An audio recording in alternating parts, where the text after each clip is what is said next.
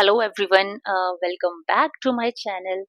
सो friends, ये जो video है ये आप लोगों के लिए मैं लेके आई हूँ, जिसमें एक अपडेट है रिगार्डिंग जो एम्स मैदानगढ़ी है।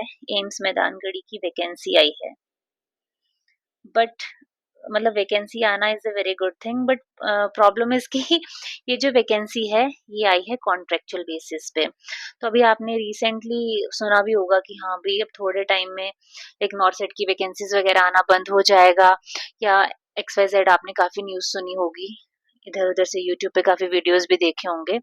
तो उनमें भी आप लोगों ने देखा होगा कि हाँ, काफी उन्होंने ये चीज मतलब बताई है कि हाँ, वैकेंसी नहीं आएगी, परमानेंट वैकेंसी नहीं आएगी, अब कॉन्ट्रैक्ट बेसिस पे ही लिया जाएगा। तो यस, अब वैकेंसी इसकी इवन कॉन्ट्रैक्ट बेसिस पे आ भी चुकी है। तो देखिए, बेसल नाम की कंपनी है, broadcasting engineering consultants India limited. इन्होंने इनके अंडर वैकेंसी आएगी। ठीक है, तो जो एडवर्टीजमेंट नंबर है, file number, that is BECIL project 3 HRMS 55 AIIMS Delhi, CR number 808, advertisement 2024-482। तो ये नोटिफिकेशन आया था 2 तारीख को। ठीक है, इसी मंथ 2 सितंबर को नोटिफिकेशन आया है। तो इसमें क्या है, ये बेसिकली गवर्नमेंट ने ही प्रोजेक्ट इनको दिया है, एम्स ने ही हैंड ओवर किया है ये प्रोजेक्ट इनको। बट इनके थ्रू क्या होगा, तो जैसे परमानेंट नर्सिंग स्टाफ को जो सैलरी है उतनी सैलरी मिलती है, जो इसमें उतनी सैलरी नहीं मिलेगी। ठीक है, तो जो एडवर्टीजमेंट नंबर है दैट इज 482, यहाँ पे आप देख सकते हैं। तो सबसे पहले इसमें हमें क्या देखना है कि जैसे नॉर्सेट में हम अप्लाई करते हैं, इसमें जो अप्लाई करने का तरीका है दैट इज टोटली ऑफलाइन। हम ऑफलाइन अप्लाई करेंगे, ऑफलाइन मोड रहेगा अप्लाई करने का। तो applications are invited in offline mode, recruitment of following manpower purely on the contract basis। तो ये चीज का ध्यान रखना पड़ेगा कि कॉन्ट्रेक्चुअल बेसिस पे है, परमानेंट बेसिस पे नहीं है वैकेंसी। अब परमानेंट बेसिस पे वैकेंसी पता नहीं आएंगी या नहीं आएंगी या कब आएंगी। तो ये परमानेंट बेसिस पे वैकेंसी नहीं है, एम्स मैदानगढ़ी में आ रही है। ठीक है, देन उसके बाद अगर हम जो वैकेंसी है उसके बारे में बात करें, तो जो टोटल नंबर ऑफ वैकेंसी है दैट इज 100 वैकेंसीज हैं, जो कि कैटेगरी वाइज डिवाइड है। अनरिजर्व कैटेगरी की 51 वैकेंसीज हैं, ओबीसी की 27, SC कैटेगरी की 15 एंड ST की 7 वैकेंसीज है। तो यहाँ पे EWS कैटेगरी वाला कोई ऐसा प्रोविजन नहीं है। और देन नेक्स्ट अगर मैं बात करूँ इवेल्युएशन क्राइटेरिया, तो कैसे किस बेसिस पे इवेल्युएट किया जाएगा कैंडिडेट्स को, या फिर उनका जो बेसिक क्राइटेरिया है वो क्या रखा है इन लोगों ने।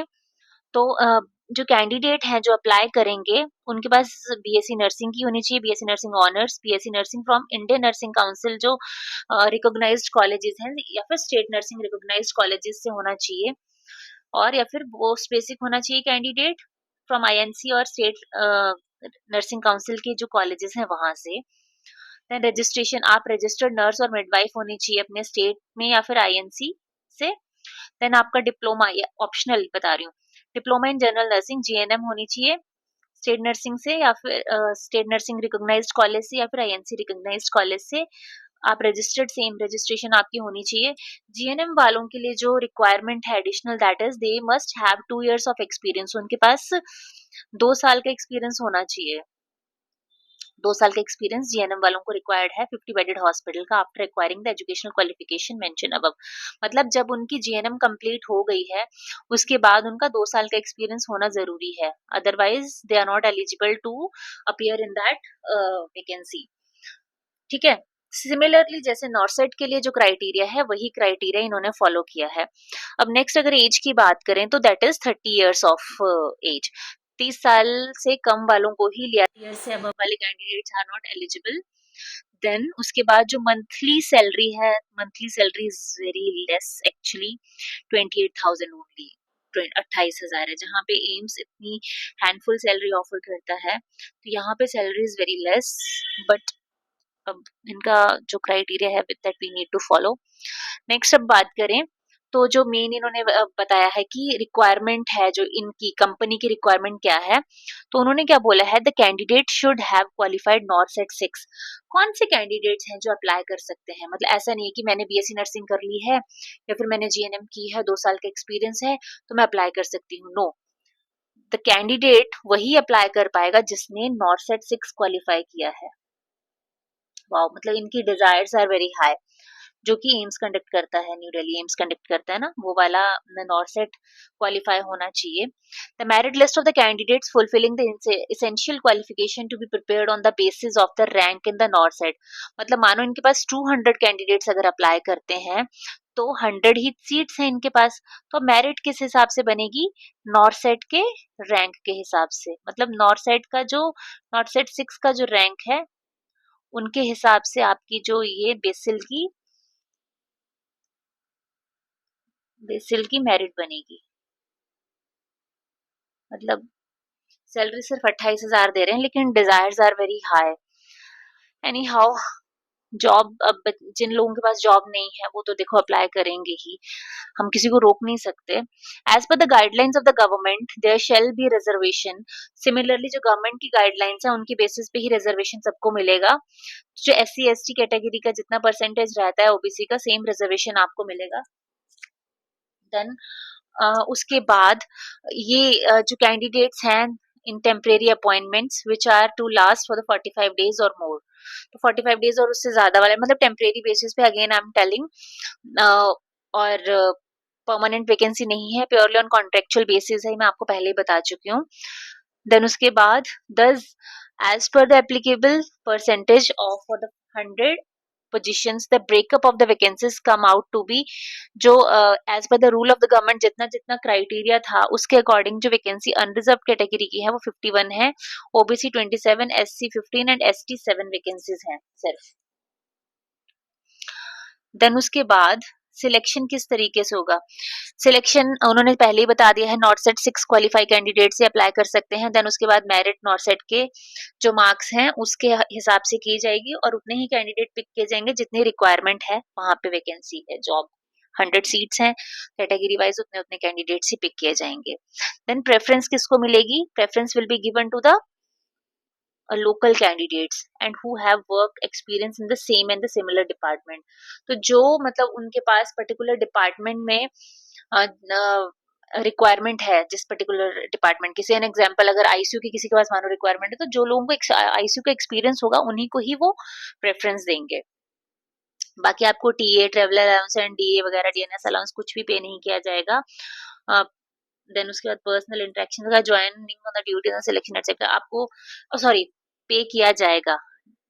ऐसा कोई भी no TA DA will be paid for attending the test, document verification, जितना भी आपका ज्वाइनिंग तक का प्रोसेस है उस दौरान जितना भी आपका अपना पर्सनल जितना एक्सपेंसेस होते हैं वो आपको पेमेंट नहीं की जाएगी इस बेसिल कंपनी द्वारा, ना ही एम्स द्वारा। Then application must be submitted in offline mode. तो इनका जो एप्लीकेशन सबमिशन है that is totally on the offline basis, तो आपको मतलब ऑनलाइन कहीं पे भी नहीं मिलेगा। तो जो ऑफलाइन मोड सबमिट करने का है तो वो मैं आप लोगों को नीचे पूरा डिटेल बता दूंगी, फॉर्म भी है, अगर आप लोगों को ये चाहिए होगा तो यू कैन टेक्स्ट मी, आप मुझे इंस्टाग्राम पे टेक्स्ट कीजिएगा, definitely I will try to provide that PDF. तो वहां से आपको मैं पीडीएफ प्रोवाइड कर दूंगी और वहां पे आप फॉर्म फिल करके इनको सेंड कर दीजिएगा, ठीक है। So next, the interested candidate must submit the application along with the copies of the educational qualification. जो भी आपकी एजुकेशनल क्वालिफिकेशन उन्हें पूछी गई है वो आपने सील्ड एनवेलप में वहां पे प्रिस्क्राइब फॉर्मेट जो दिया गया है उसमें स्पीड पोस्ट करनी है। जो भी आपको एड्रेस ऊपर दिया गया है यहाँ पे नीचे दे रखा है, that is broadcasting engineering consultants India limited, that is BECIL भवन C56A17 सेक्टर 62 नोएडा 201307 यूपी में। इनका जो अपना हेड ऑफिस है यूपी में है, तो वहां पे आपने इस एड्रेस पे डॉक्यूमेंट्स अपने सारे सील्ड एनवेलप में भेजने हैं। जो भी फॉर्मेट इन्होंने दिया होगा वो सारे डॉक्यूमेंट्स आपने भेजने हैं इनको। The candidates are directed to mention the advertisement number, वहां पे एडवर्टीजमेंट नंबर भेजना है, पोस्ट नंबर भेजना है, क्योंकि मैं तो आपको सिर्फ नर्सिंग वाली वैकेंसीज की इन्फॉर्मेशन दे रही हूँ। आपके पास इनकी वैकेंसी और भी मतलब इन्होंने और भी अलग अलग कैडर्स की वैकेंसीज निकाली हैं, तो आपने इसीलिए क्लैरिफिकेशन के लिए अपना पोस्ट कोड, पोस्ट नेम और एडवर्टीजमेंट नंबर जरूर मेंशन करना है in the line the candidate applicants must ensure the eligibility, आपका एज, क्वालिफिकेशन, एक्सपीरियंस कितना है वो सारा होना चाहिए before applying for the post. BECIL will not take responsibility for any kind of the like wrong application या फिर in eligible condition. अगर आप कोई गलत इन्फॉर्मेशन दे देते हैं या फिर अगर आप इन एलिजिबल वहां पे पाए जाते हैं तो कंपनी की कोई भी रिस्पॉन्सिबिलिटी नहीं रहेगी, वो आपकी खुद की ही रिस्पॉन्सिबिलिटी है, फिर आपका खुद का ही फॉल्ट होगा कि अगर आपने कोई गलत इन्फॉर्मेशन वहां पे प्रोवाइड की है. ठीक है. Candidates will be informed by email और टेलीफोन नंबर. वहां पे आपको आपका ईमेल पूछा गया होगा या फोन नंबर भी पूछा होगा तो आपको फर्दर इन्फॉर्मेशन उस पर आ जाएंगी. Candidates must review their application forms carefully before final submission. तो आप अपना फाइनल पोस्ट करने से पहले फॉर्म को अच्छे से एक बार फिर से देख लीजिएगा ताकि कोई गलती ना रहे, क्योंकि बेसिल किसी भी तरीके की रिस्पॉन्सिबिलिटी नहीं लेगा अगर कोई भी चेंजेस फर्दर आप चाहेंगे आफ्टर सबमिशन. आपकी गलत सबमिट कर दिए फिर उसके बाद बोलो मुझे ये चेंजेस करने हैं तो वो लोग आपको अलाउ नहीं करेंगे. देन उसके बाद only short listed candidates are as per above eligibility criteria will be called for the further process. आप जितने भी कैंडिडेट्स अप्लाई करेंगे उनमें से जो भी एलिजिबल कैंडिडेट्स होंगे जो उनका क्राइटेरिया मीट कर रहे होंगे उन्हीं को ही वो फर्दर नेक्स्ट प्रोसेस के लिए बुलाएंगे. Candidates are directed to mention the complete educational qualification and the work experience detail in the offline application mode. तो उन्होंने पहले भी पूछा है कि अपना वर्क एक्सपीरियंस वहां पे मेंशन करना है, कितने टाइम का एक्सपीरियंस है, किस पर्टिकुलर एरिया का एक्सपीरियंस, तो आप प्लीज वहां पे अच्छे से मेंशन कीजिएगा फॉर द क्लैरिफिकेशन ताकि कोई भी डाउट ना रहे. देन उसके बाद registration form will not confirm your suitability. मतलब जो आपको एक रजिस्ट्रेशन फॉर्म वगैरह है इसका मतलब ऐसा नहीं है कि आप वहां पे सिलेक्ट हो गए हैं या कुछ है. वो प्रोसेस, वो ये वाला जो सिलेक्शन का जो फाइनल प्रोसेस है वो आपको step by step he follow करना पड़ेगा और वहीं से ही आप कंसिडर किए जाएंगे कि यस यू आर एलिजिबल और not. Then applications which are not in prescribed format shall be summarily rejected. तो जो उनके फॉर्मेट के अकॉर्डिंग नहीं होंगे तो उनको वो रिजेक्ट कर देंगे. प्लीज इस चीज का ध्यान रखना कि प्रॉपर आप एप्लीकेशंस दीजिए. Then candidates are requested to take a photocopy of their application form after offline submission and retain with them for the further reference. तो जो भी आप उनको डॉक्यूमेंट्स अपने भेज रहे हैं प्लीज आप उनकी एक फोटोकॉपी अपने पास भी रख लीजिए फॉर द फर्दर. कभी भी कोई भी प्रॉब्लम आती है तो आप लोगों के लिए अच्छा रेफरेंस रहेगा उसको यूज करने के लिए. BECIL will not be responsible for any wrong error. आप किसी भी तरीके की कोई भी रॉन्ग एंट्री करके भेज देते हैं, अपना फोन नंबर गलत भेज रहे हैं, अपना नाम गलत लिख रहे हैं, किसी भी तरीके की कोई रॉन्ग इन्फॉर्मेशन है तो कंपनी की इसमें कोई भी रिस्पॉन्सिबिलिटी नहीं रहेगी. Candidates are requested to attach all the documents in support of their claim regarding the educational qualification and experiences etc. Incomplete application will be rejected. तो आपने मानो अगर मेंशन किया है कि मुझे इतने साल का एक्सपीरियंस इस पर्टिकुलर इंस्टीट्यूट में, तो उसके डॉक्यूमेंट फोटोकॉपीज आपको लगानी है. वहां से जो भी आपको एक्सपीरियंस लेटर मिलता है, किसी भी तरीके का जो भी डॉक्यूमेंट रहेगा वो आपको वहां पे लगाना है. बाकी जो फाइनल डिसीजन होगा वो बेसिल कंपनी ही जो है वो ही उनका ही कंसिडर किया जाएगा और किसी का नहीं. कोई डाउट कोई क्वेरीज हो तो आप इस नंबर पे कांटेक्ट कर सकते हैं 0120477850 या फिर 860. ठीक है. द लास्ट जो डेट है दैट इज 17 सितंबर. ठीक है. 17 सितंबर तक आपके फॉर्म्स वहां पहुंचने चाहिए. उससे पहले मतलब जल्दी जल्दी जिन्होंने भी अप्लाई करना है तो वो कर सकते हैं. 17 सितंबर के बाद फॉर्म्स एक्सेप्ट नहीं किए जाएंगे. ठीक है. तो इसके मैं अभी आपको बताती हूँ टर्म्स एंड कंडीशन अप्लाई करने की. इंटरेस्टेड कैंडिडेट जो भी हैं वो अप्लाई करने के लिए उनको अपनी copy required attachment against advertisement जो जो डॉक्यूमेंट्स आपको देने हैं दैट इज सबसे पहले आपका एजुकेशनल प्रोफेशनल सर्टिफिकेट डिग्री का 10th. इसमें जो डिग्री का है इसमें आपको चारों साल की first year second year third year fourth year की अपनी मार्क लिस्ट भी भेजनी है साथ में. अगर किसी ने जीएनएम किया है तो 3 साल के आपके जीएनएम के जो मार्क लिस्ट है वो, और जो 2 साल का एक्सपीरियंस है वो अलॉन्ग विद बेडेड कितने बेडेड हॉस्पिटल का है वो आपको भेजना पड़ेगा. 10th का बर्थ सर्टिफिकेट के उसके लिए भेजना है. कास्ट सर्टिफिकेट अगर कोई कास्ट बेसिस पे अप्लाई कर रहा है. वर्क एक्सपीरियंस सर्टिफिकेट अगर आपको एक्सपीरियंस है, स्पेशली जो जीएनएम कैंडिडेट्स हैं उनको तो देना ही पड़ेगा वर्क एक्सपीरियंस 2 साल का. आपकी पैन कार्ड की कॉपी देनी है, आधार कार्ड की copy, and then copy of the EPF ESIC card अगर आप कहीं पे पहले वर्किंग है तो. अगर आपका वहां पे डिडक्शन होता है ईपीएफ वगैरह या फिर ईएसआईसी कार्ड रहता है ना हेल्थ इंश्योरेंस का जो भी कवरेज का, तो वो आपको उनकी कॉपी लेके आनी है अगर आप पहले कहीं वर्किंग थे तो. If you want to apply for one or more post against, अगर आप वहां से, तो आपको अलग अलग पोस्ट के लिए अलग अलग फॉर्म सबमिट करना पड़ेगा. ठीक है, आप ऐसा नहीं कि हाँ एक फॉर्म सबमिट कर दिया तो हाँ सारी पोस्ट के लिए हो गया, अलग अलग के लिए अलग अलग फॉर्म सबमिट करना पड़ेगा और फीस भी अलग से सबमिट करनी पड़ेगी। Candidates are required to have the valid email ID least 6 months of applied. तो आपकी जो मतलब जो आपकी वैलिड ईमेल आईडी होनी चाहिए, ऐसे नहीं कि उसी समय ईमेल आईडी बनाओ और गलत हो जाए कुछ भी, ऐसी वाली गलतियां मत करना। इन केस कैंडिडेट की अगर पर्सनल ईमेल आईडी है नहीं तो आप अपनी ईमेल आईडी प्लीज जनरेट कर लीजिए बिफोर अप्लाइंग, क्योंकि वहां पे आपको फर्दर लॉन्गर पीरियड के लिए इसकी रिक्वायरमेंट रहेगी।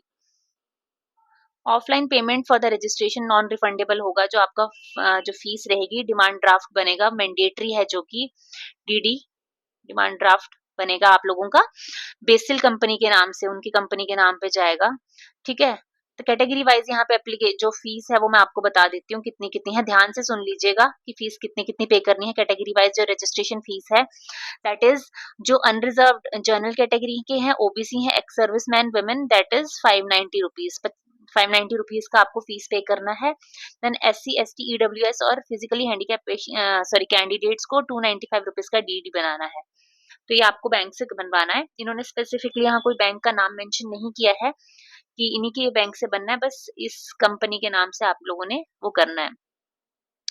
Candidates are advise to fill post judiciously as per the advertisement release by the BECIL. तो आप मतलब प्रॉपर तरीके से फिल करेंगे। All the communications will made either on, एक या तो आपको मतलब मेल आएगा या फिर आपको कॉल आएगा।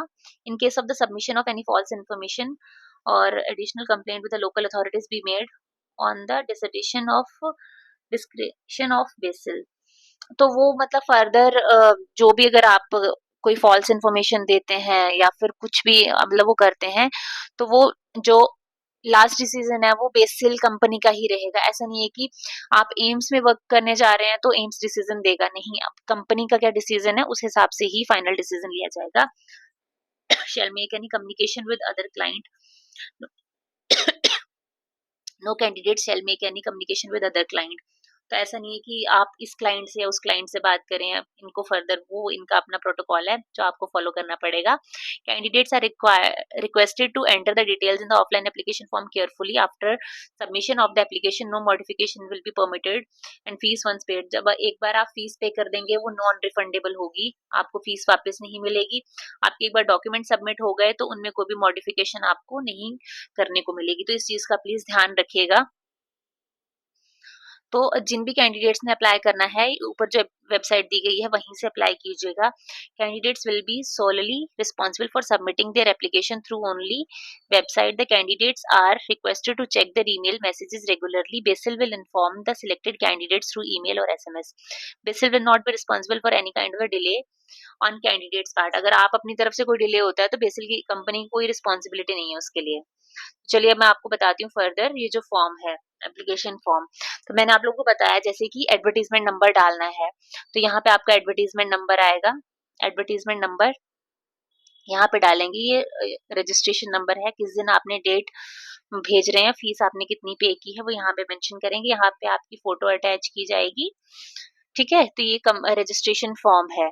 यहाँ पे किस पोस्ट के लिए अप्लाई कर रहे हैं वो लिखेंगे, आपका कैंडिडेट का नाम, आपके फादर का नाम, डेट ऑफ बर्थ आपने मेंशन करनी है, आधार नंबर जो है आपका वो मेंशन किया जाएगा। यहाँ पे ESIC मैंने आपको बताया था, अगर आप प्रीवियसली कहीं वर्किंग है तो अगर आपके पास इंश्योरेंस ESIC नंबर है तो वो मेंशन कीजिए। पैन कार्ड नंबर आपका मेंशन किया जाएगा, किस कैटेगरी से है, SC ST OBC general EWS other, जो भी कैटेगरी आपकी है वो यहाँ पे टिक कीजिएगा। मैरिड अनमैरिड विडो जो भी आपका मैरिटल स्टेटस है वो यहाँ, नेशनैलिटी क्या है, रिलीजन क्या है आपका, देन आपका एड्रेस यहाँ पे आएगा इस कॉलम में, किस सिटी से है किस स्टेट से है वो मेंशन कीजिएगा। Still they will prefer the locals, again I am telling, उन्होंने जो क्लियरली मेंशन किया है। कॉरेस्पॉन्डेंस एड्रेस क्या है आपका, ईमेल आईडी आपकी प्रॉपर यहाँ लिखिएगा, फोन नंबर यहाँ पे मेंशन कीजिएगा। 2 नंबर मांगे हैं, देख लीजिएगा अगर 2 नंबर नहीं है तो एटलीस्ट 1 नंबर देना है और करेक्ट नंबर देना है, ऐसा नहीं कि चले ही ना नंबर आप लोगों का।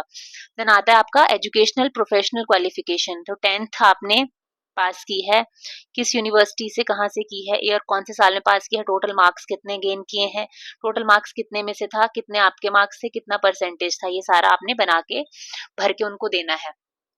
सिमिलरली 12th स्टैंडर्ड के, ग्रेजुएशन के, पोस्ट ग्रेजुएशन अगर की है तो GNM वालों ने डिप्लोमा वाले में भरना है, यहाँ पे GNM वालों ने यहाँ पे फिल करना है। अगर इससे ज्यादा कोई और क्वालिफिकेशन है तो आप यहाँ पे मेंशन कर सकते हैं, otherwise it is not required, it is completely an optional. Then work experience, it is not mandatory for everyone, but yes, if you have any work experience you can mention किस institute में आपका work experience है. Yes, अगर कोई GNM candidate apply कर रहा है तो उनके पास 2 साल का एक्सपीरियंस होना मैंडेटरी है. तो आपने किस इंस्टीट्यूट, किस हॉस्पिटल से, किस कॉलेज से, कहीं से भी लिया है वहां का आपने मेंशन करना है. यहाँ पे किस पोजीशन पे थे, डेजिग्नेशन क्या थी आपकी, किस दिन आपने ज्वाइन किया, कब आपने रिजाइन करके छोड़ा है वहां से, ये सारी डिटेल आपने यहाँ मेंशन करनी है. ठीक है. टोटल ईयर ऑफ एक्सपीरियंस सबका जोड़ के जितना भी साल का है टोटल आपका कितना एक्सपीरियंस है यहाँ पे आप ये सब मेंशन करेंगे. ठीक है. यहाँ पे टोटल नंबर ऑफ ईयर्स, इतने साल, इतने महीने, इतने दिन आपने यहाँ पे मेंशन कर देना है ईयर्स. देन रेफरेंसेस, किस किस इंस्टीट्यूट में आप काम करके आए हैं तो वहां पे सीरियल नंबर वाइज रेफरेंसेस डाल देने, मतलब वहां की एनएस का या फिर जो उनके ये जो ऑफिस होता है एचआर ऑफिस वालों के नंबर, यहाँ पे आप उनका नेम मेंशन कर सकते हैं, एड्रेस मेंशन कर सकते हैं, उनका कॉन्टैक्ट मेंशन कर सकते हैं. If company wants to cross check, ये उस केस में यूटिलाइज किया जाता है सारा detail. Then further 18th column में क्या है, लैंग्वेज इज नोन, आपको कौन कौन सी लैंग्वेज आती है, हिंदी, इंग्लिश, मराठी, जो भी आपको आती है आप वो पढ़ सकते हैं, आप वो बोल सकते हैं, आप वो लिख सकते हैं. तो ये सारा आप यहाँ पे मेंशन करेंगे. ठीक है. Note please attach self attested copies. अब ये सबसे इंपॉर्टेंट चीज क्या है कि सेल्फ अटेस्टेड कॉपीज अटैच करनी है, जो जो डॉक्यूमेंट्स इन्होंने यहाँ बताए हैं. तो पहला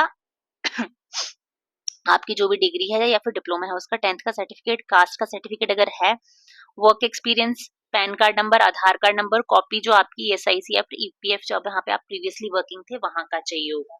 तो ये सारे documents, this is the most important part कि डॉक्यूमेंट ये वाले आपने भेजने हैं. Then signature of the candidate with date, किस दिन आप साइन कर रहे हैं उस डेट को आपने मेंशन करना है. So this is all about the जो बेसिल की वैकेंसी है नर्सिंग ऑफिसर की, जिसमें सिर्फ 28,000 सैलरी ये लोग दे रहे हैं. तो वो आपने ऐसे ऐसे अप्लाई करना है. If you have any doubt, if you want this PDF, kindly contact me. Thank you.